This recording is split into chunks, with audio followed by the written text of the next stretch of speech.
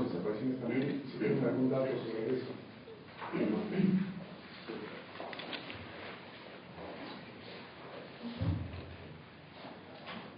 Primero, vaya, en el caso de Peña Nieto, consideramos que el primer desaparecido, la desaparición forzada, se dio en el caso del tío Teodulfo Torres Soriano, aquel compañero que grabó la agresión a Puy Kendall en la toma de posesión precisamente de Peña Nieto.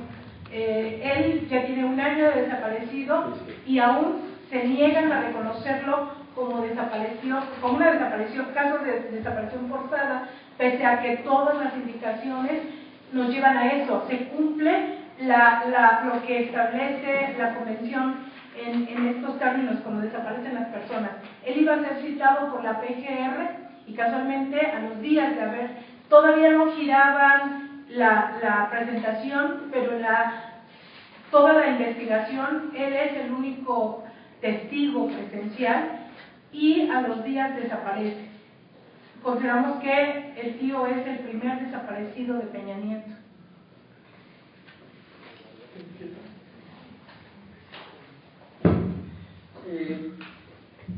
Hace aproximadamente como 1 año, si recuerdan, el proceso, la revista Proceso lo filtró.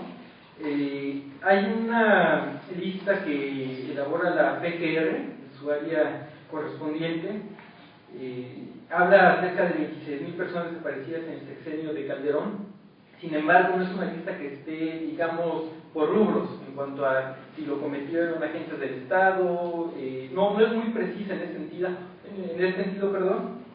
o si lo cometieron, por ejemplo, particulares con autorización, apoyo o asistencia de agentes del Estado. Entonces, este es un documento público que más o menos nos da una cifra de personas desaparecidas. Posteriormente, Amnistía Internacional y también Human Rights Watch emitió algunas cifras en una visita que hizo aquí a México, en donde precisamente documentaba personas desaparecidas, y ahí en concreto sí daba cifras sobre personas que habían sido desaparecidas directamente por agentes del Estado o por particulares actuando con autorización, apoyo o asistencia del Estado. Entonces, esas son las cifras que tenemos. La Comisión Nacional de Derechos Humanos también tiene algunas cifras, pero bueno, no hay como una unificación en estas cifras y son como cifras que están más dependiendo de cada dependencia. Sí, los datos que sí tenemos concretos es nosotros como campaña estamos documentando la desaparición forzada en contra de luchadores sociales o defensores de derechos humanos. En el sexenio de Calderón documentamos cerca de 60 casos en los cuales hubo participación directa o indirecta de agentes del Estado en contra de defensores y defensoras de derechos humanos. En el sexenio de Enrique Peña Nieto, precisamente en mayo vamos a presentar en la Semana Internacional del Detenido Desaparecido un informe que nos va a decir cuántas desapariciones de manera forzada ha cometido el gobierno de Enrique Peña Nieto. Lo que podemos adelantar es que ya van cerca de 18 defensores de derechos humanos que han sido desaparecidos de manera forzada en este sexenio. Algunos han culminado esta desaparición forzada en una ejecución extrajudicial y otros, los menos, han podido escapar incluso de esta detención arbitraria, pero esos son los datos que podríamos dar concretamente. Los datos de la desaparición forzada en contra de otras personas por otros motivos, precisamente hay una carencia de esos datos. El Estado tiene la obligación de darnos a conocer esos datos y como no los hay, las organizaciones de defensa de derechos humanos, los familiares de víctimas de desaparición forzada se han encargado de hacer este conteo, pero no hay un conteo nacional. Cada organización maneja diferentes cifras. Lo que sí es que la Cámara de Diputados y Senadores esté ahorita discutiendo una ley general o federal contra la desaparición forzada indica que sí es un asunto de suma gravedad.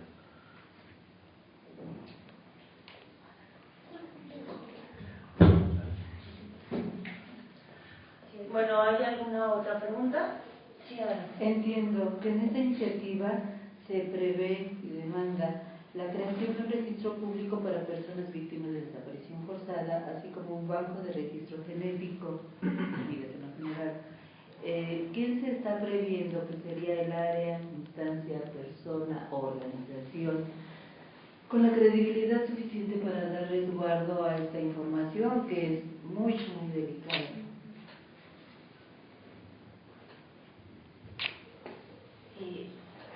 Eso es lo que nosotros proponemos, ese punto.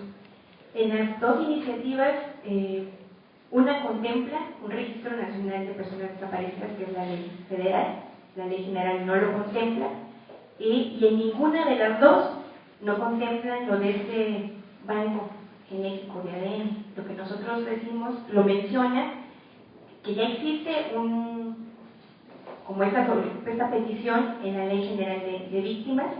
Sin embargo, lo que nosotros decimos es que esta instancia ahorita está encargada o forma parte del resguardo o la información o toda cómo van a tramitar todas estas solicitudes, que depende de la PGR.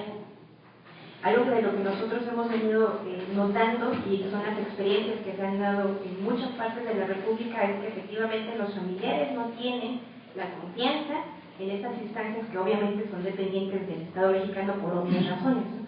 Entonces lo que nosotros proponemos precisamente es que debe existir esta instancia, pero debe ser especializada y debe ser independiente de los órganos de instancia del Estado.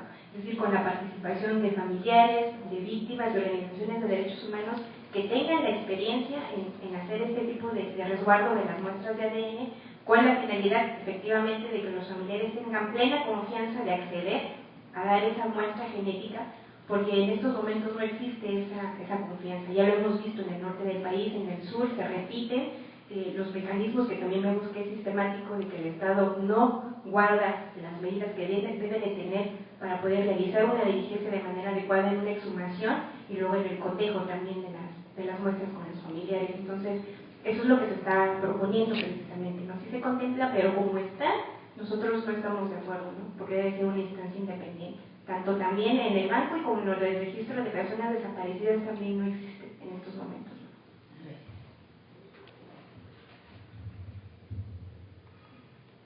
¿Alguna otra pregunta más? ¿Se propone la ley general y no federal porque tiene más alcance o qué otra diferencia tendría?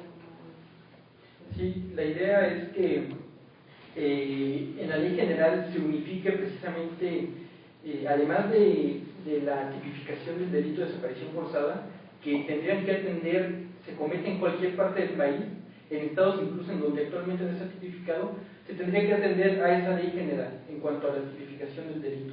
Pero también no solamente se trata de la tipificación, sino de todas aquellas reglas para prevenir, sancionar, procesar y investigar el tema de desaparición forzada. Una ley federal, por ejemplo, solamente sería aplicable por autoridades federales, pero bajo ciertos supuestos.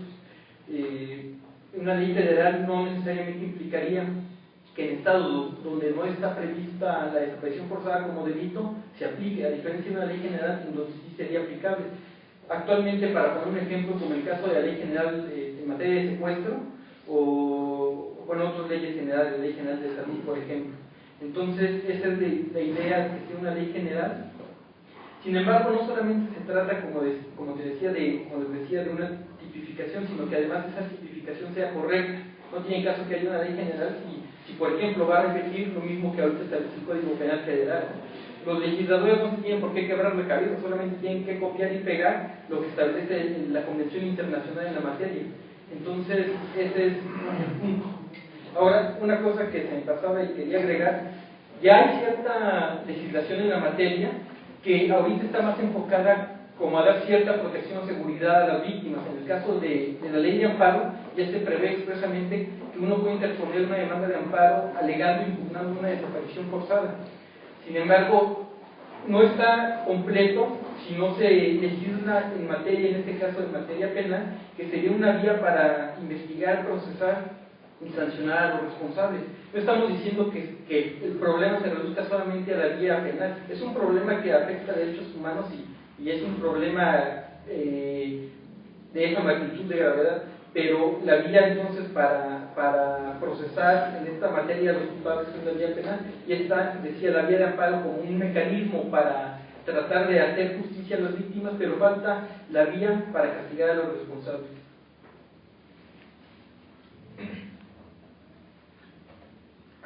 Respecto a la la reunión que ustedes pretenden con ambas cámaras, ¿tienen ya alguna fecha en específico para llevarse a cabo esa reunión con ellos?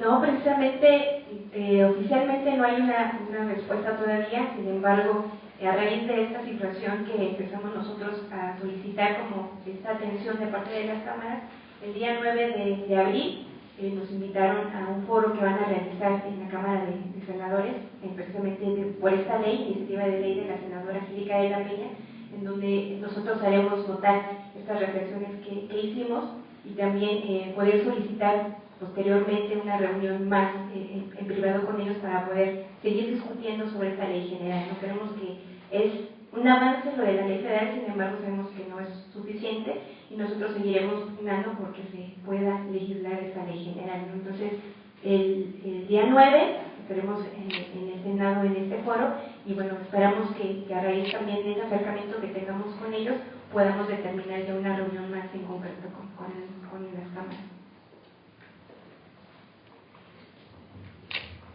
¿Una pregunta más? ¿No? Bueno, pues con esto damos terminada la conferencia de prensa. Agradecemos muchísimo su presencia el día de hoy y pues que tengan una muy buena